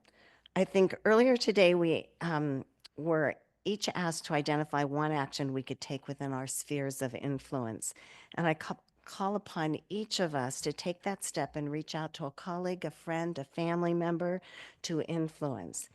And next, share what you've learned here today with people from your campus home. You know, what is one thing you would like them to know that could help them work together more effectively? And what is one way you could work together differently that would promote your own well-being, your mind, your body, and spirit? And my team knows that when I was provost, I made it a requirement that all my managers and deans had their own personal health goal that I would evaluate them on, and that they demonstrated that in their departments, their units, just so that they understood that this was important to us. And then engage your broader campus community with the goal of building collective action toward this new path about the way we design and engage our communities, how we define health, and how we provide health care that will allow you to lead by example. For our members of the Osher Collaborative, you are dear friends and colleagues. You have taught me so much. Let's build on our shared commitment to human health and the intersection with natural systems. And what is one action we can take as a collaborative that will help us elevate the work together to improve outcomes for people and planet? I'm counting on you. Your influence and commitment can start by joining us at the upcoming Osher Collaborative Healthy People, Healthy Planet Symposium. Thank you, Aterah. That is a free virtual gathering on November 8th that will take the concepts we've talked about today and share them with the public, which has been a request to really demonstrate our commitment to broadening educational outreach beyond our academic institutions. We really have to, I see as a land-grant institution, but as any institution of higher education, our responsibility is to share that information. That's why open source and open access is also an initiative we have at this university, because we want to make sure that people have access to our knowledge so that we can make a difference. So I hope you will join us on that November 8th. And to close, I'm so committed to supporting the great work that we're doing here at UVM, and I'm so excited to hear what other institutions are doing. I took several notes so that I can tell my team, okay, we should be doing this too. And for the Osher Collaborative, the work that we will forge, the path ahead towards hope, trust, love, reciprocity, and health for people and planet. And so, you know, our university just rebranded itself, and as it thinks about a greener, healthier tomorrow, the most important words are, we are for people and planet. So I invite you to the hard work ahead. And the university has been working on this effort for about 2 years. Today at 4 o'clock is our official launch with our students, faculty, staff, the community, legislators on the Andrew Harris Commons. So if you're still able to attend, we'd love to have you there. Thank you so much.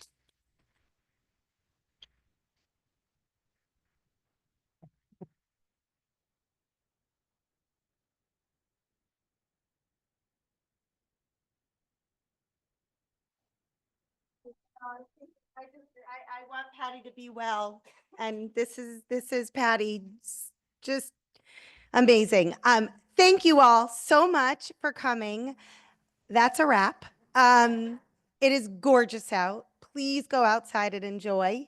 Any closing words, Christine? My only closing words are, before you stand up or as you're leaving, turn to one person and say, what's the one thing you're going to do next? Yes. Awesome. And thank you all so much for being here. And join us at 4 o'clock on the green. Free maple creamies. and Brazilian drummers. Okay. Okay. Let me turn this off. And by our virtual crew.